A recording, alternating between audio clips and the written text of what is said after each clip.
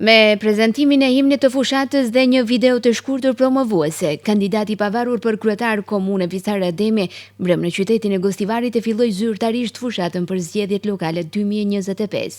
Me këtë rast para qytetarëve që erdhën t'i japin përkrahje në këtë rrugtim, Ademi përsëriti zotimet dhe vizionin e tij për Gostivarin, nëse shumica e votave të qytetarëve do të vendosin t'i besojnë postin e të parit të komunës.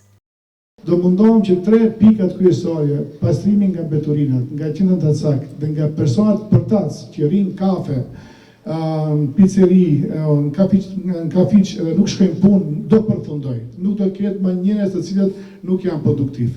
Unë mbas një viti do bëj një referendum.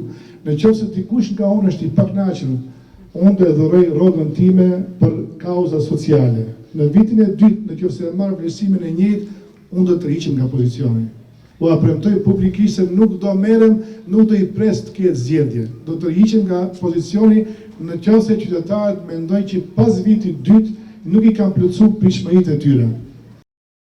Ndërkohë, gjatë ditës së sotme, Ademi ka mbajtur një preskonferencë përballë ndërmarrjes publike komunale në Gostivar, ku fuli për gjendjen me mbeturinat dhe planin për zgjidhjen e këtij problemi. Ai u zotua se për 7 ditë do ta pastrojë Gostivarin, ndërsa më pas do të vendos kontenjer nën toksor dhe do të sigurojë mbikëqyrje me kamera për identifikimin e ndotësve dhe dënimin e tyre për këtë vepër që shëmton qytetin.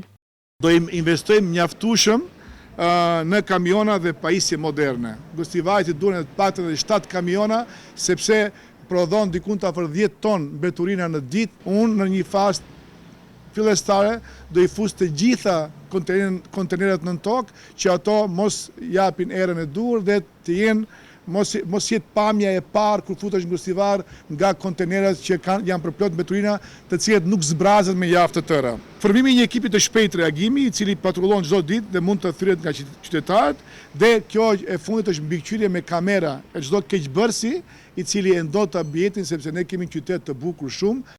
Ademi u ndale edhe tek situata financiare e kësaj ndërmarrjeje komunale, për të cilën tha se në fillim të mandatit të tij ndër prioritetet e tij do të jetë edhe shlyerja e borxheve, të cilat në këtë ndërmarrje janë të konsiderueshme.